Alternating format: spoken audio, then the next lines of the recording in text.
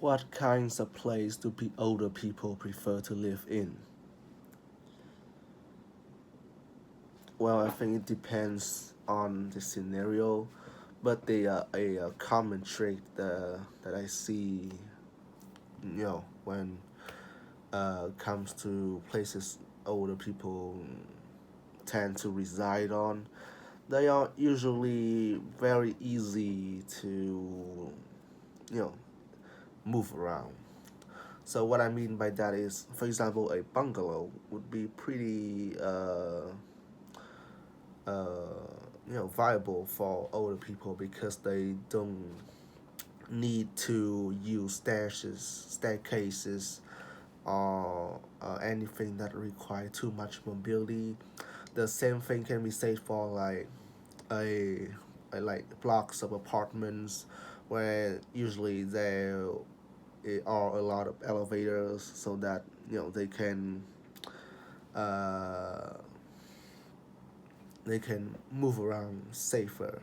That's what I'm trying to say.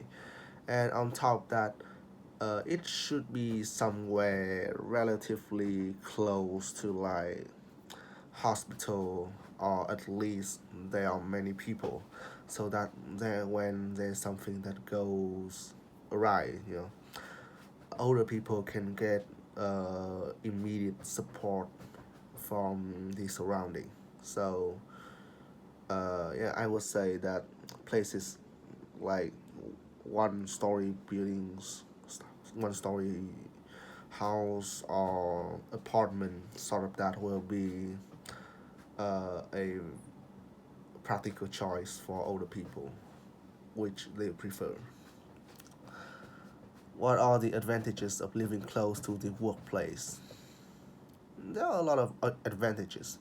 For instance, you save a lot of time in for traveling, because you are near the workplace, so you have a more flexible timetable because you don't need to like plan ahead, uh, escape traffic jam, or waiting for the buses, stuff like that. And even better is it's within the walking distance, so you have some degree of exercise. Yeah, so there's a lot of advantages, mainly for traveling and flexibilities in your schedule. I would say so. Why do many people move to the city? One thing, money, and job opportunities. Um, but the main people mainly move to the cities for a hope to get more money, and this dream stems from the fact that the cities often is a place that big company and organization tend to resent, and it is the center of trading, in the marketplace. So yeah, they get more money by doing the jobs that are highly sought after, and of course the reward will be higher. And on top of that, the city offers, I say, a lot more job opportunities than like minor region in the country. So those are some of the reasons I can think of. What has happened to towns and villages in recent years in your country? Uh, what I I think that nowadays those like minor regions tend to develop into a sort of either tourist attraction, or a network, a complex of different industrial companies. Sort of that. For example, the some of the villages that are famous for for their fish, for their fish sauce, for example. Now it's turned to a whole industry there where there are multiple factories that are producing fish sauce daily, are producing fish sauce daily to ship out to other regions in the country. Or maybe, for instance, the Vudai villages, which uh, is famous for being these background scenario for one being in one of some of the most famous famous stories and novels in my countries, and also famous for their delicious fish. Now I don't really know how to explain it, but it's sort of like cooking a fish in a pot. So they made almost all of the villagers make their entire living out of that. They uh, they are people who their whole job is for pottery. They just make a lot of pot, and there's also fishermen, and there are people who cook those stuff and um, sell them, which uh, they are pretty costly ingredients and usually are highly prized by um, um, people in my country. So, they start off as a normal villages who have some advantages or something that they are famous for, and they're smart. They capitalize on that thing to make a living. So yeah, sort of what people try to do. They see they understand the competitiveness nature of the new uh, century, and they are trying their best to keep up with it. Sort of that. What factors will contribute to whether a place is good to live in or not? I mean, there are multiple factors, but uh, I think there is like three uh, vital elements that can think of. First of all is of course the income, right? So for example, I would say that a big city like a center city would be more desirable in terms of incomes and opportunities when compared to like a small town or suburban areas.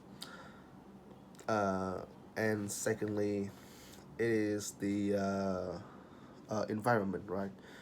So for a city, even if you compare two big city, the one that uh, have fresher air, more greenery, and provide more like a fresh, healthy atmosphere would be more desirable and more sought after than the other one with industrial smoke and contaminated air, stuff like that.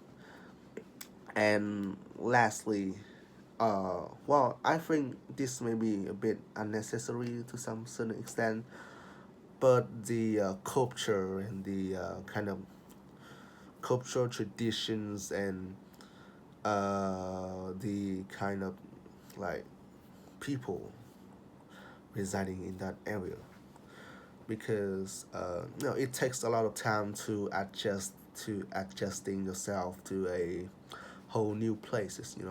So if uh, you know the that places create a friendly, open-minded and welcoming environment, it will makes for a it will sort of it's a plus, and it's a one thing that can add to the criteria of being a good place to live. So yeah, those are some of my opinions. How different is life in the countryside to live in the city?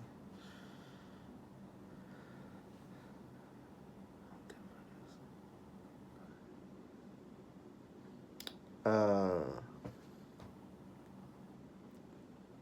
I This is pretty tricky questions because honestly, I don't really have much. I don't really have many experience when it comes to this subject. But my guess are that first of all, when you when you move to the city, there also will be culture shock. Certainly you have to like be conformed to a lot of kind of mannerism and kind of the way you talk, the way you talk to people, how you greet people, like mannerism stuff like that. It will be different, and the cost of living is also significantly higher than that of countryside. Another thing to like take into consideration is of course the environment. The countryside lacks a lot of like vehicles. Usually like especially in countries like Vietnam, the best they have is usually the scooters or motorcycles, and there are hardly any cars. So they and also less like industrial plants stuff like that. So the air will be fresher when compared to the cities. And something I see is that some people start to get acne and start to suffer some health problem from that. And also just a minor thing, but uh, I say that the kind of people that you will have to deal with in the city is somewhat worse than the people in the countryside. Not because they are the bad person, but because of their nature. The city is a lot more competitive, and so people there are adjust to, you know, they are more competitive, and they are more witty. They are more kind of cunning in their way of addressing anything or their way of negotiating, working with, and also they are, to my experience, like they are more negative than that of people in the countryside. So it's not a stereotypical thing, but it's just something to keep in mind. So yeah, those are some of my thoughts.